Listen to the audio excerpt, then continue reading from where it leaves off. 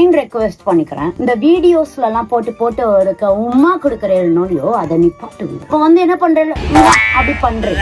அப்ப எனக்கே கொடுத்தாப்ல இருக்கு. நான் இந்த டிண்டட் சன்ஸ்கிரீனுக்கு அப்புறமா 2 ப்ரைமர் யூஸ் பண்ணுறேன். ஏன்னா ஆக்னே ப்ரோன் ஸ்கின்னுக்கு the face is very important. So that even if we use products that contain oil they won't clog your pores. For example, in the lipstick, which is a nice mature pink shade, I'm using on my lips as well as my face. In the product, நான் non-comedogenic-ஆன்னு பார்க்கல, ஏன்னா பிரச்சனை இல்லை. Next day makeup பண்ண போகிறீங்கன்னா previous நைட்டே நல்ல ஒரு ஹைட்ரேட்டிங் லிப் பாம் அப்ளை பண்ணி லிப்ஸை மேரினேட் பண்ணி வச்சுருங்க. So that the lipstick will sit well.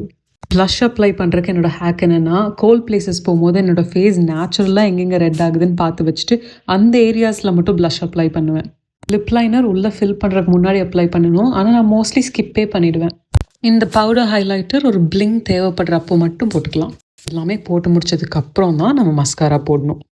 இது என்னோடய favourite tubing mascara. Makeup remove பண்ணுறதுக்கு டபுள் கிளென்ஸ் பண்ணாலே அழகாக ரெசிடியூ இல்லாமல் வெளியே வந்துடும். ரோஸ் மேலேயும் அதுவே லைட்டாக அப்ளை பண்ணி ஈவன் அவுட் பண்ணிக்கலாம். ஆக்னே ப்ரோன் ஸ்கின்னுக்குன்னே ரிசர்ச் அண்ட் ட்ரையல்ஸ்க்கு அப்புறம் வாங்கின இந்த ப்ராடக்ட்ஸோட லிங்க்ஸ் வேணும்னா லிங்க்னு காமெண்ட் பண்ணுங்கள்.